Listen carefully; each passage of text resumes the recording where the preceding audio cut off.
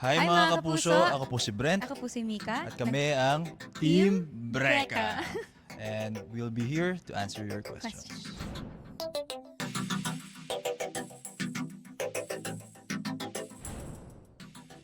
Na sobrang iyakin ko po pala talaga. Wala pong araw ata sa loob ng bahay ni Kuya hindi po ako umiyak. Ako siguro yung kaya kong maging vulnerable sa harap ng maraming tao kasi yun po talaga yung isa sa mga naging struggles ko nung simula nung journey ko sa PBB. Through carrying my emotions po talaga. Kasi sa loob po ng bahay, yung mga task kaya naman po. Pero emotional po talaga kasi yung kalaban mo sa loob ng bahay. And it's a nice thing po na yung edition po na to is collab. So may kasama ka po sa pag-carry ng emotions mo po. Ang laking tulong talaga na may kasama ka, harapin lahat yung masasaya, lalo na yung mga mahihirap. Kasi tingin ko, ang hirap po talaga yung mga eviction, yung mga nomination. Pero alam mo, may kasangga ka, may kakampi ka, ang sarap sa pakiramdam na.